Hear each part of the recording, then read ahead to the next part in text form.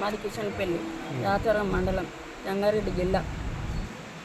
మాది మా తాత సంపాదించిన ఆస్తి, మా మామ తండ్రి ఆస్తులు ఉన్నాం మేము.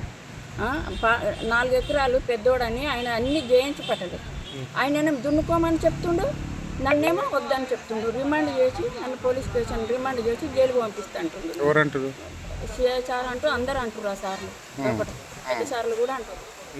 నన్ను ఎవరు పొద్దుగాలు వచ్చి నన్ను కొట్టిర్రు, ట్రాక్టర్ ఇట్లా దొక్కిచ్చుర్రు, నన్ను కొట్టిర్రు అన్నా కానీ ఎవరు పట్టించుకుంటలేరు, ఏం చేస్తలేరు. నువ్వు కూర్చో, లోపల కూర్చో, ఇది ఎక్కడిసారి జరుగుతుందమ్మా, మీ మొదటి జరుగుతుంది, ఏది పట్టించుకుంటారు. వాళ్ళు మా ఇంకోళ్ళని వచ్చి కేసు చేస్తుండాలని మా పాలోళ్ళు వచ్చి కేసు చేసి రిమాండ్ చేసినాక వాళ్ళు పట్టించుకుంటారు, మమ్మల్ని పట్టించుకుంటలేరు.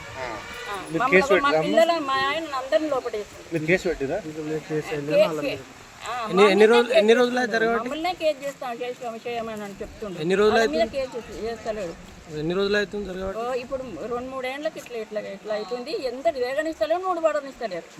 అలా నేను దున్నుకో అని చెప్తుండే, ఇప్పుడు కూడా చెప్పిండు, అలా దున్నుకో, మీరు దున్నుకోపోరి, నేను వీళ్ళని రిమాండ్ చేసి జైలుకు పంపిస్తాను.